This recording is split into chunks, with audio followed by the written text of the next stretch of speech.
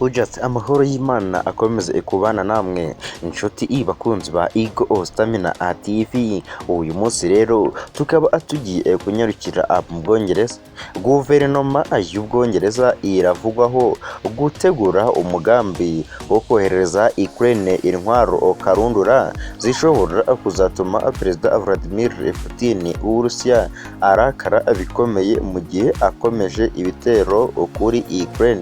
Ikinyamakuru Udesan kivuga ko cyakuye amakuru mu biro by'umunyamabanga minisitiri ushinzwe ingabo yemeza ko misile za Astroma HVM High Velocity Missiles zihanura indege ku muvuduko mwinshi ziherutse kumurikirwa mu kibaya cya Salzburg mu Bwongereza mu byumweru bibiri bishize.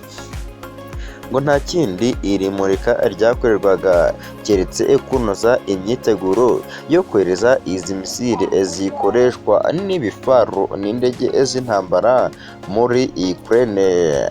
Uwavuganye n'iki kinyamakuru wo muri ibi biro yavuze ko kuba Ubwongereza bwafashe Ukraine mu rugamba rwo mu kirere bitakiri ibanga, kandi minisitiri w'ingabo Benny Warlock muri iki cyumweru aratangariza abagize inteko nshingamategeko iyoherezwa ry'izi misile.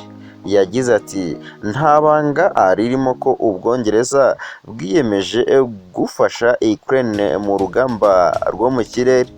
Minisitiri w'ingabo azabimenyesha inteko nshingamategeko muri iki cyumweru.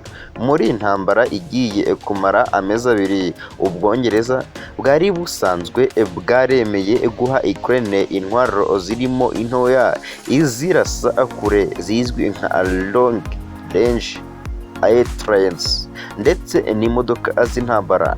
Minisitiri w'intebe Boris Johnson yaherukaga kuvuga ko nta ntwaro karundura bateganya guha iki gihugu. Iki gishushanyo kirerekana imikorere n'imikoreshereze ya Astroma HVM. Iyi foto akaba ari Idesan yayifashe.